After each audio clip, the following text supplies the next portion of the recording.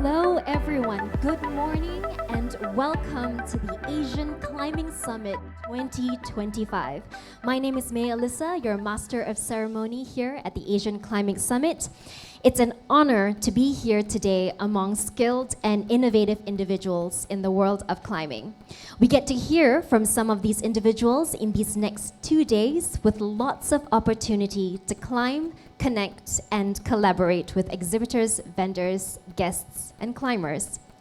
To kick off the inaugural Asian Climbing Summit, let us welcome Managing Director of Stretchmark Asia, co-founder of Camp 5 Climbing Gym, representing Walltopia in the Asia Pacific region, Patrick Andrey.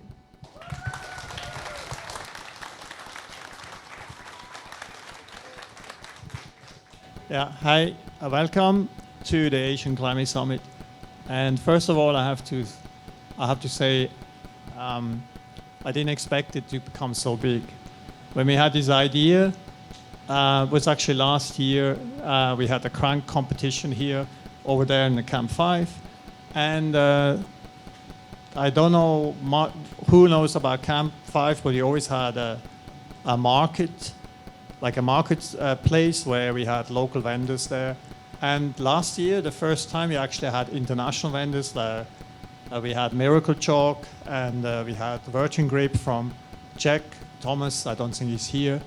And then we had a dinner after the show, and it was great because we had all the international people coming. Don't sit here. and then it was such a nice round, and we talked about change. And it was really honest and very fruitful discussions. And we said, why don't we bring this bigger? Why don't we make this a larger event? And that's when we started that a couple of months ago, actually, during the Halls and Walls, I talked to some people and said, I want to do that. And then the response was actually really strong. And when some of the vendors said, okay, we're coming, nobody expected this to become so big. So we have about 240 tickets sold, which is really cool. And 250, I see, okay, we are growing. So this is great. No.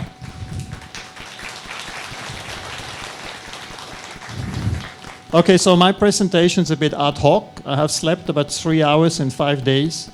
And so I did this 4 o'clock in the morning, so it's not perfect. And this whole thing was not perfect, and maybe that's a good thing to know. We were let down really badly by the booth builder. And 2 days ago, we were actually supposed to start. And when he came in the morning, all the booth elements were still on the floor. And it was a mess, it was dirty. And we were standing there and said, what the are we doing here? And then Will from Unleashed, Thomas from Virgin Grip, Angela from Climbing Gems, hi, and who else? Joseph from Blue Pill, and myself, we started setting up the booth. Who? George from Ibex as well. And so we actually started building those booths ourselves, like in a competitors on the market starting hand in hand building these booths. And I think this should be the allegory of how this event should start. Cooperation, talking to each other, creating networks and helping each other out, even though we are competitors. So I think this is great, and I hope this spirit will go through all of you, and you have a good business here, and you will talk together and network, and yeah, hopefully from there, the ACS grows much bigger than today.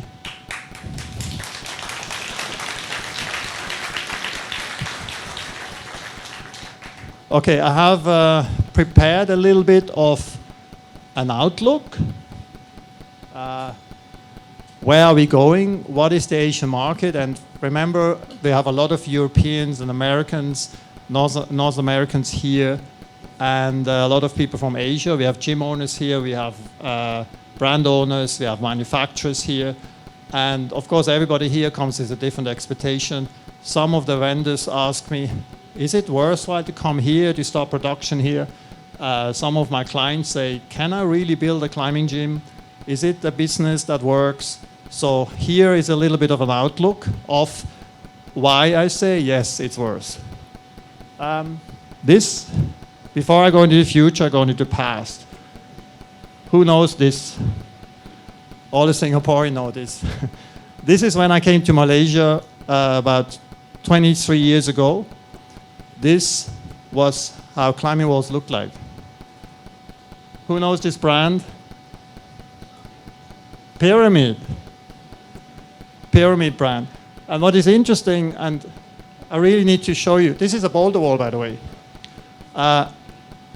So this is the change in the industry. In the old times, especially here in Asia, this was the prevailing product. And why was this product successful? Was because it was easy to install, and you don't need a skillful distributor to set it up. Anybody can sell this product.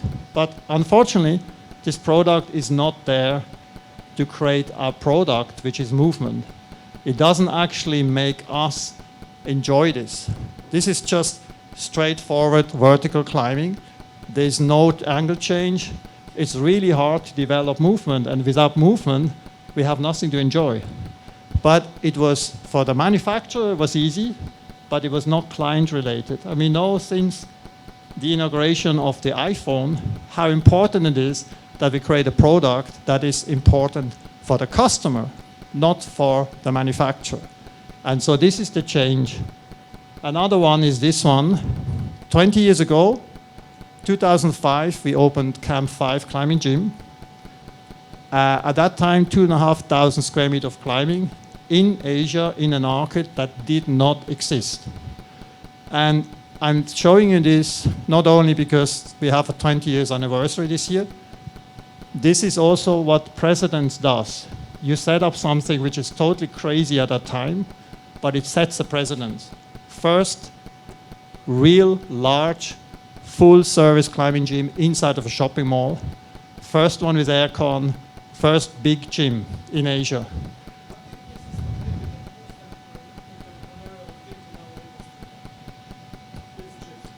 Yes. Thank you. Thank you. But this, why I show you this is a vision. If people in the industry have visions, and then we move forward. And if you are scared in your market and say, look, I don't have the money, and we talk about why it's hard in Asia compared to Europe to open a gym, you start building a small gym with cheap holds and a small environment, you will not be able to develop the market. And this is the difference. So if you go big, nowadays in Europe, you cannot build a boulder gym with 200 square meters anymore because nobody will come. So you need to have a certain size. This size was too big for sure. And we were suffering, to be honest. We were suffering big time because it was just too big for a non-existing market. This is Asia, and Asia is complex, very complex. 4.8 billion people, which is close to 60% of the world population. 48 countries, and this is crazy, 2,300 languages. So to understand Asia is not easy because it's very, very diverse. It's very diverse politically, economically, cultural. Think about it, all the major religions of this world come from Asia, which is very interesting to see. And also look at how big Asia is. Middle East, Western Asia, Northern, we have Southern and Southeast Asia, and East Asia. They're all very different. And GDP, 41 trillion, which is 36% of the world GDP. And the growth of 4.4%, which is much higher than the rest of the world, especially now with the new prediction, because of some entertainer coming up with some cool idea, creating the word of the year. But more importantly, PPP, okay? Purchase power parity. is 47% of this planet is in Asia. PPP is much more important to look at than GDP because it shows how much can I actually buy with the money I have.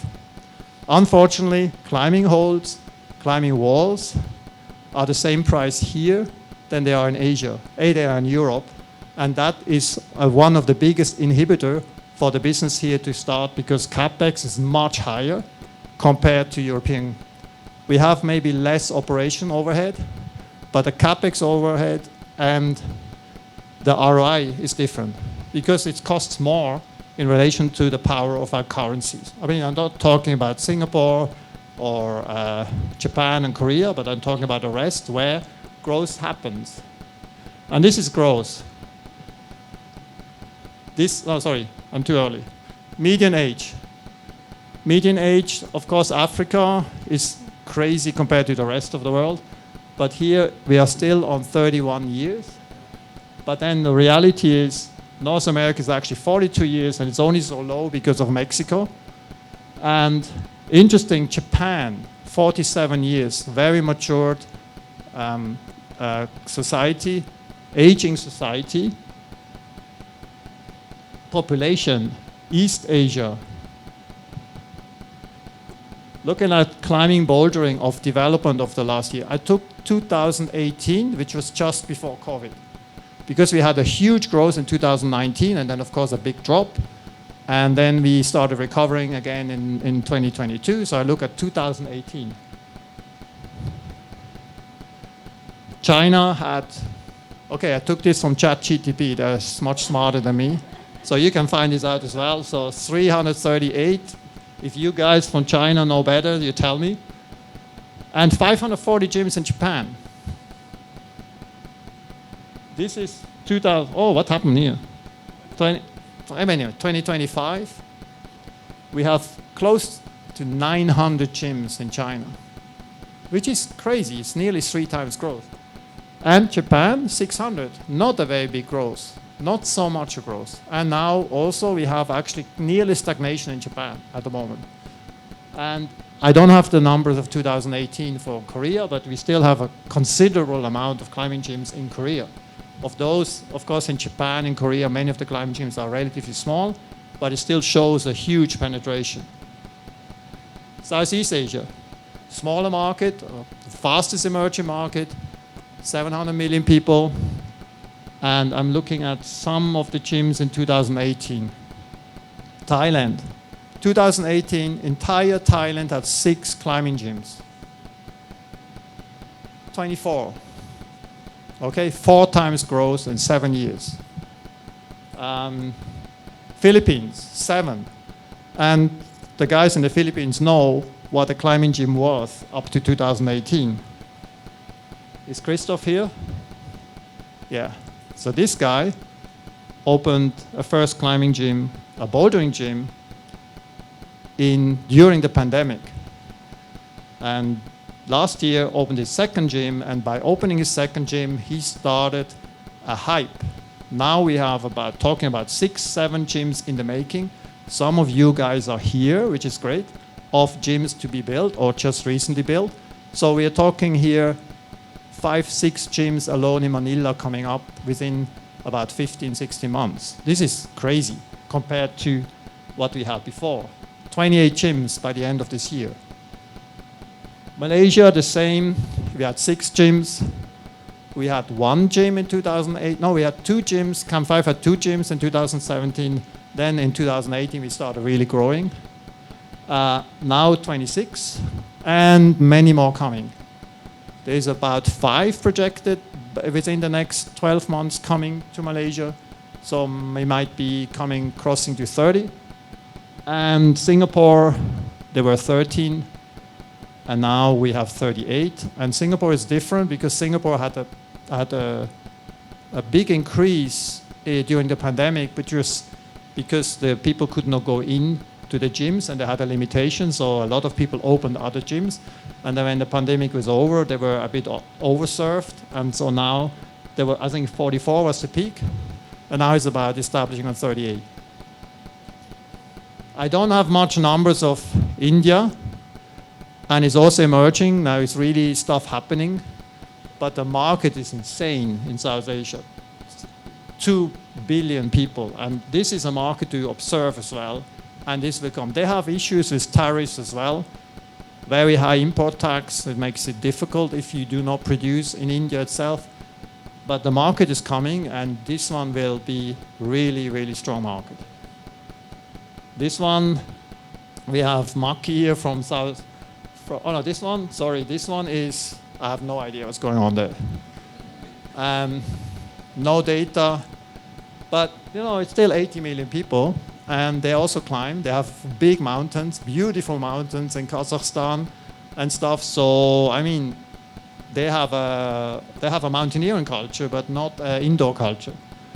Here, Middle East, and I think we have a talk about challenges and opportunities in the industry, and Maki from Saudi Arabia is here, and we will maybe tell us a little bit more what's happening there.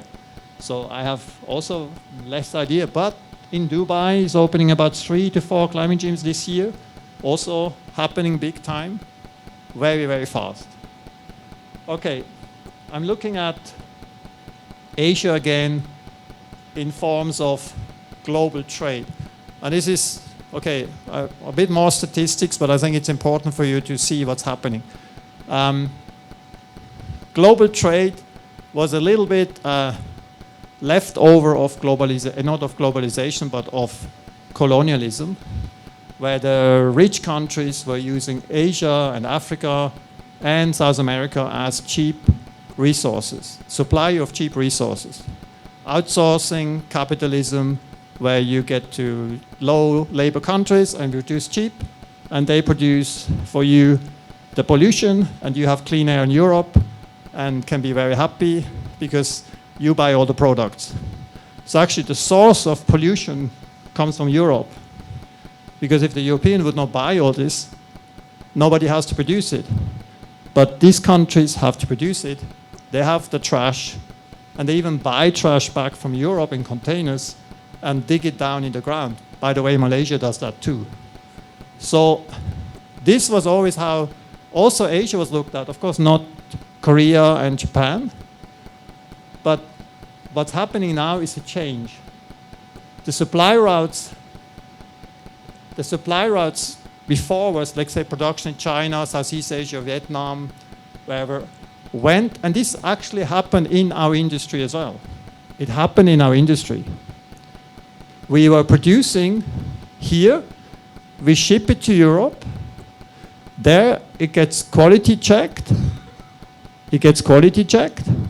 and then it gets shipped back to Asia.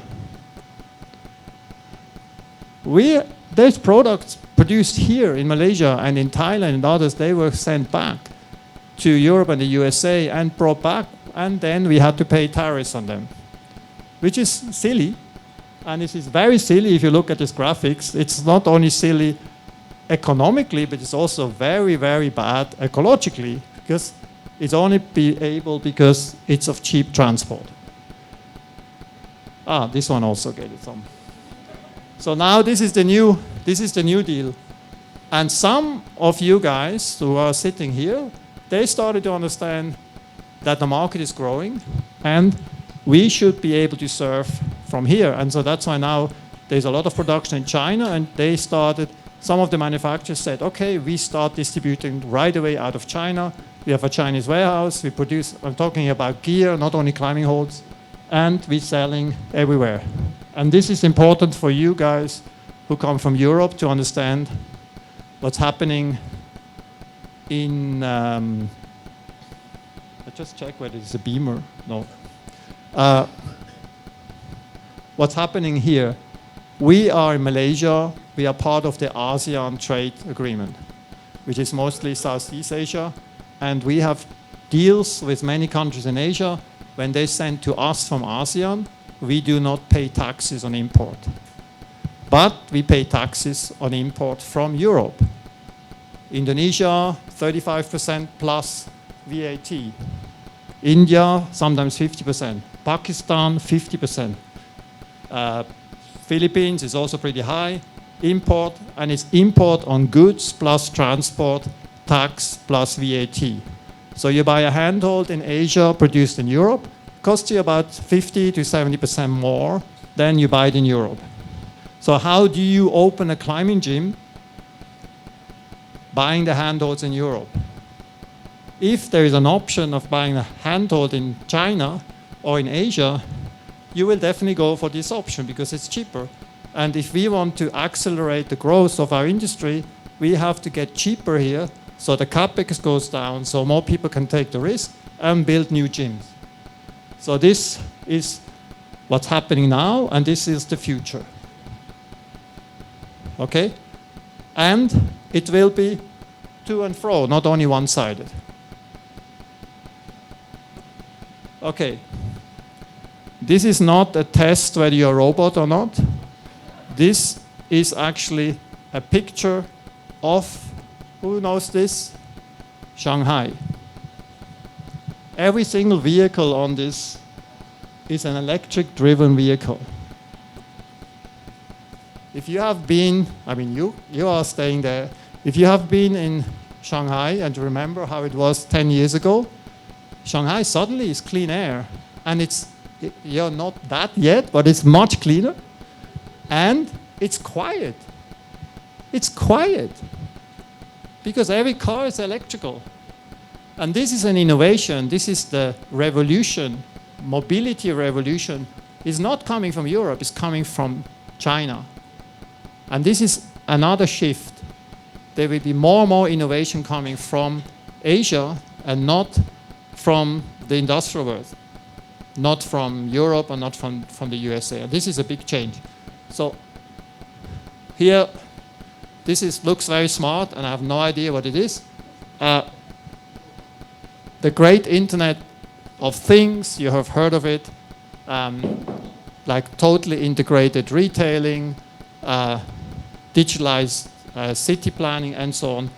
All these is really far ahead in China, and is also coming to Southeast Asia. These are innovations where the Europeans have no idea what this is. And they are behind. We talk about AI later on as well.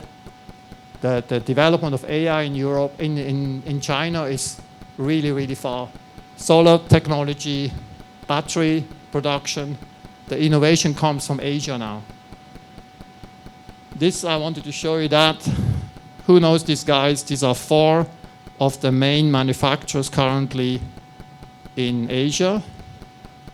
I don't have to put the names down here, but these are the pioneers, and they started producing 4 European brands and American brands here in Asia, and now also producing now we have also a shift that Chinese shapers start their own business and selling internationally, which is great. Where is Chai? I just saw you here. Yeah. Also producing and selling. Yeah. So we're talking about this now also, that brands are actually emerging from China and becoming internationally known. Production here, fast delivery, 2 weeks to all over Asia, no taxes.